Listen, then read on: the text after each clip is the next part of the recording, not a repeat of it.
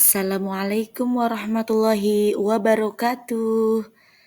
Hai, saya Titin Alfia, mahasiswa PPG dalam jabatan tahun 2023,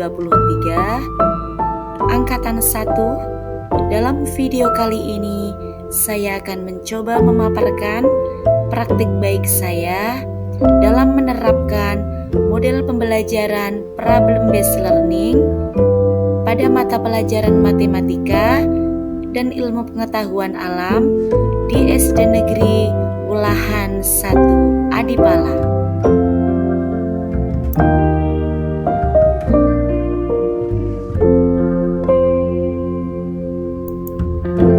LK 3.1 Menyusun best practice. Menyusun cerita praktik baik atau best practice menggunakan metode STAR, situasi, tantangan, aksi, refleksi hasil, dan dampak terkait pengamalan mengatasi permasalahan siswa dalam pembelajaran di SD Negeri Wulahan 1 Adipala. Tujuan yang ingin dicapai. Tujuan yang ingin dicapai pada aksi PPL 1 yang saya laksanakan pada tanggal 13 Juni 2023 yaitu meningkatkan hasil belajar peserta didik kelas 4 pada mata pelajaran matematika pada materi FPB yang berhubungan dengan masalah sehari-hari dengan cara guru menerapkan model pembelajaran yang inovatif, yaitu model pembelajaran problem-based learning atau PBL dipadukan dengan metode tangga dan media konkret yaitu permen yang di dalamnya terdapat pendekatan Student Center Learning atau SCL. Implementasi perpaduan model pembelajaran tersebut lalu dipadukan dengan pendekatan TPACK berupa video metode tangga dan video simulasi penyelesaian masalah sehari-hari menggunakan FPB dapat meningkatkan pemahaman peserta didik sehingga peserta didik dapat menerapkannya ke dalam kehidupannya dalam dunia nyata.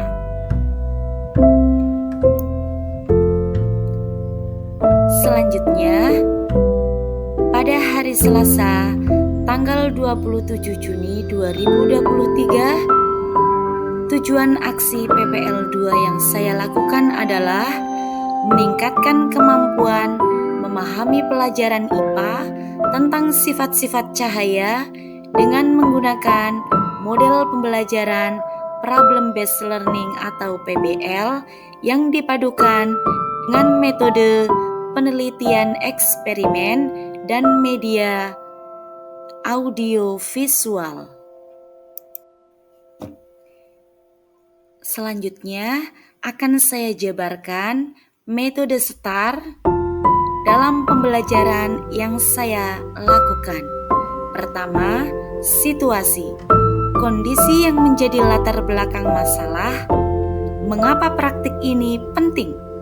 Untuk dibagikan, apa yang menjadi peran dan tanggung jawab saya dalam praktik ini?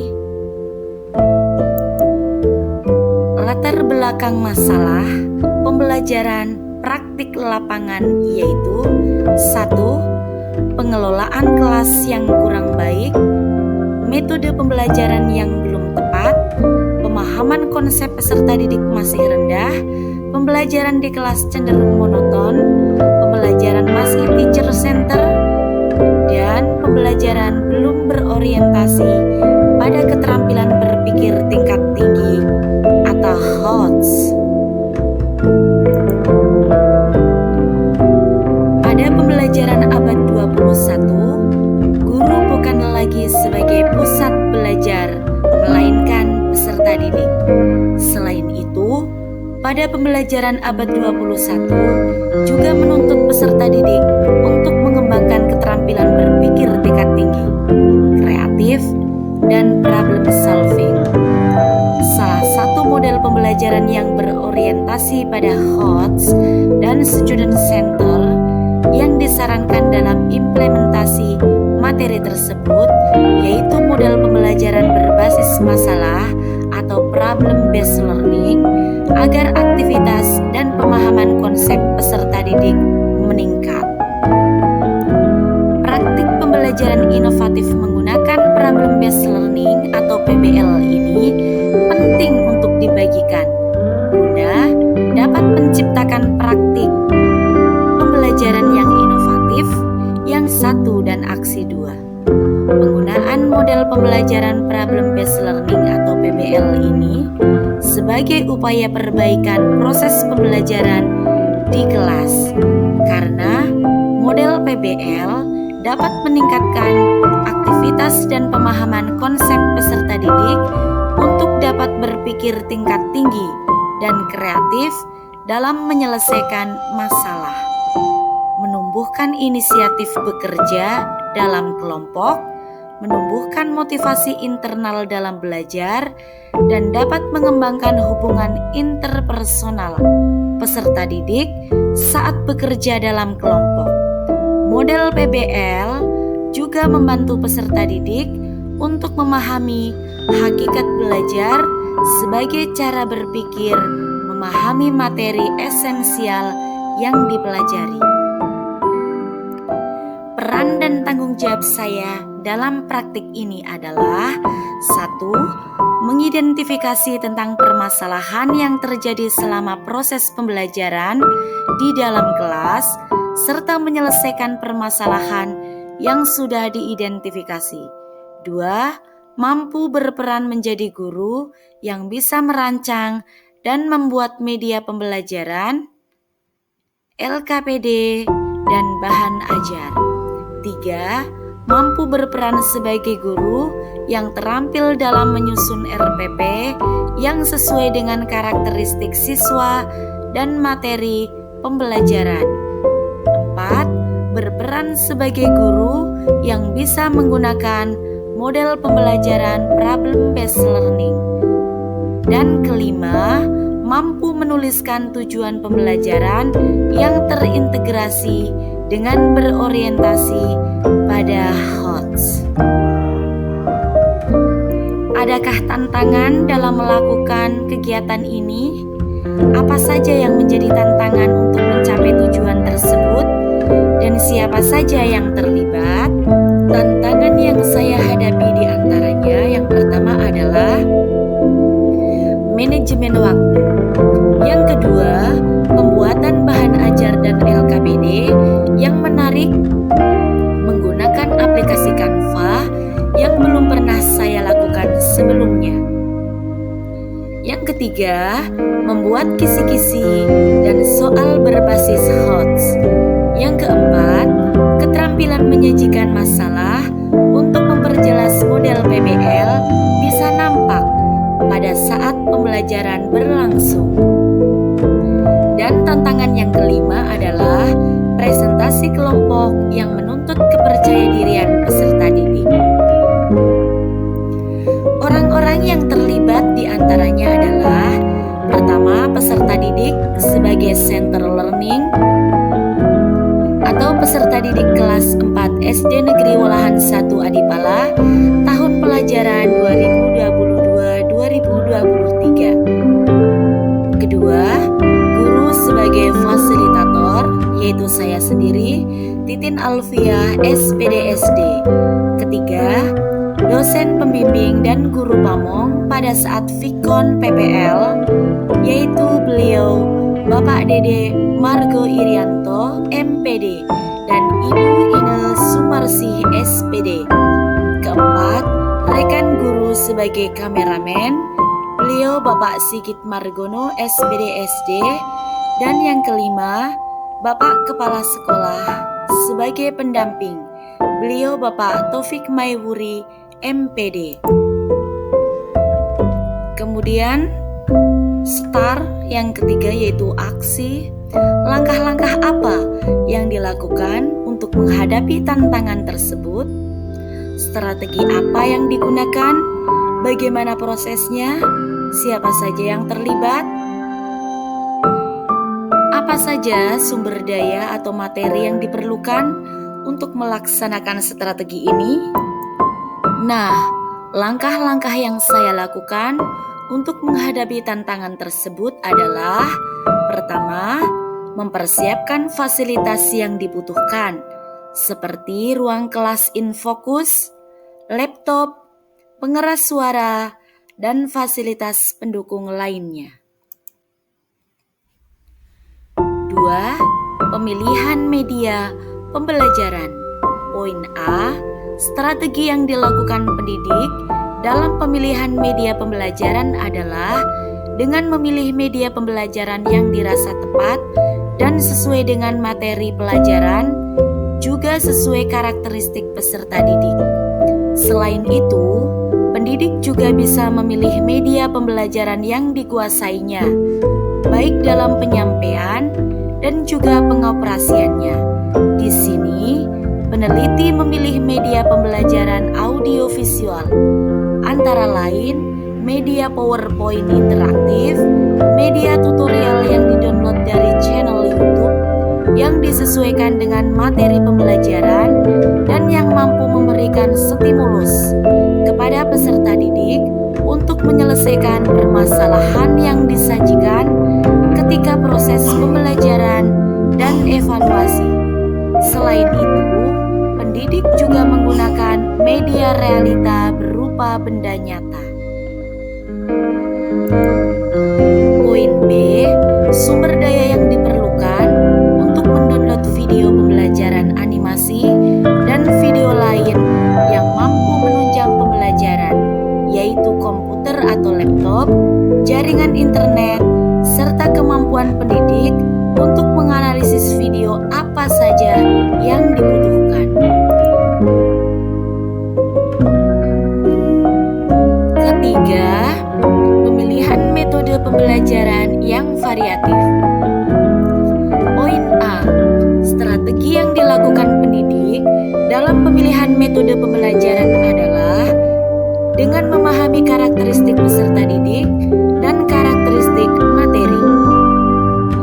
Di sini, pendidik memilih metode pembelajaran yang akan digunakan adalah ceramah, tanya jawab, diskusi kelompok. Proses pemilihan metode ini, yang pertama, pendidik mempelajari apa saja metode-metode dalam pembelajaran, lalu memahami karakteristik peserta didik dengan melihat kemampuan dasar dan kebiasaan peserta didik, lalu melihat karakteristik materi pembelajaran yang terdapat di buku guru dan buku peserta didik. Poin B, sumber daya yang diperlukan dalam pemilihan metode ini antara lain pemahaman atau kompetensi pendidik akan metode-metode pembelajaran dan juga pemahaman pendidik akan materi pembelajaran. Pemilihan model pembelajaran. Strategi yang dilakukan pendidik dalam pemilihan model pembelajaran adalah dengan memahami karakteristik peserta didik dan karakteristik materi. Di sini, pendidik memilih model pembelajaran pada aksi 1 dan aksi 2, yaitu Problem Based Learning atau PBL. Sumber daya yang diperlukan dalam pemilihan metode ini antara lain pemahaman dan kompetensi guru mengenai model pembelajaran PBL dan juga pemahaman guru akan materi pembelajaran. Langkah terakhir dari metode STAR yaitu refleksi hasil dan dampak. Bagaimana dampak dari aksi dan langkah-langkah yang dilakukan? Apakah hasilnya efektif atau tidak efektif? Mengapa? Bagaimana respon orang lain terkait dengan strategi yang dilakukan?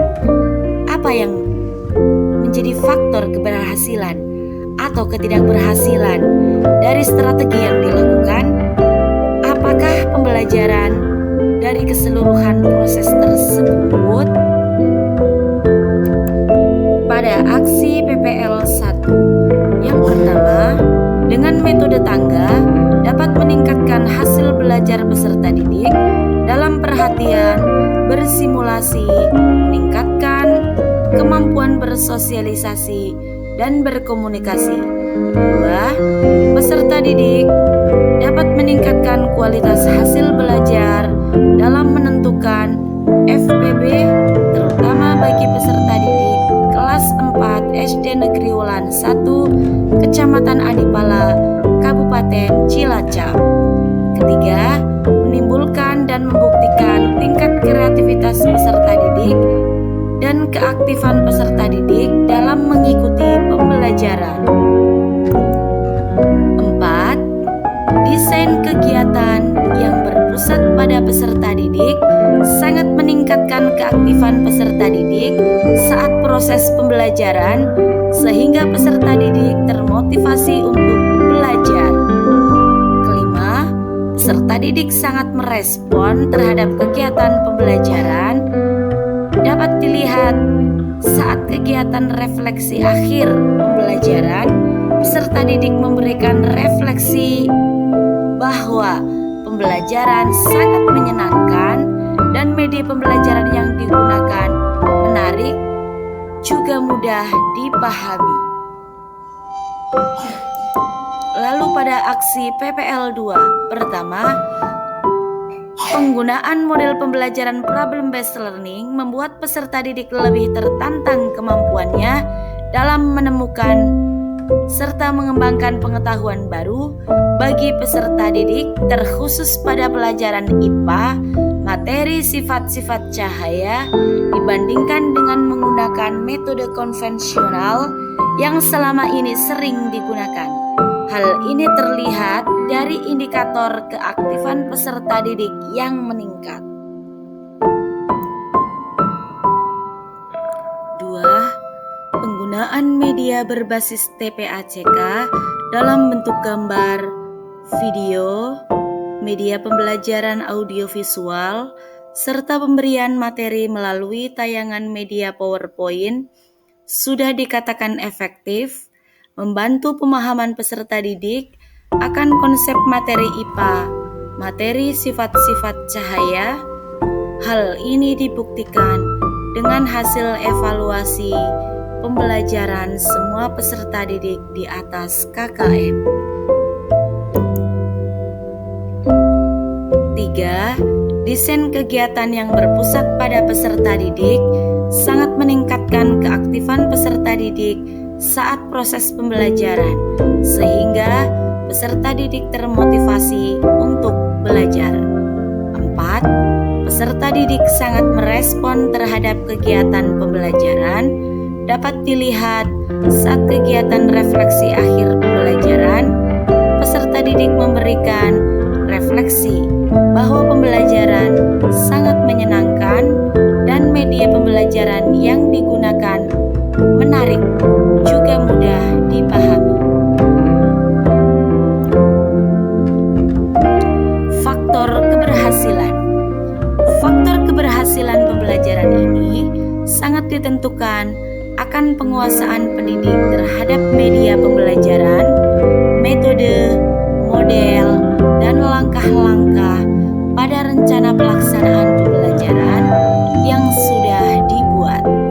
Pembelajaran yang dapat diambil dari proses dan kegiatan yang sudah pendidik lakukan adalah pendidik lebih kreatif dan inovatif dalam memilih metode, model, dan media pembelajaran untuk membuat proses belajar mengajar menjadi menyenangkan, sehingga tujuan pembelajaran dapat tercapai sesuai dengan yang diharapkan. Thanks for watching. Wassalamualaikum warahmatullahi wabarakatuh.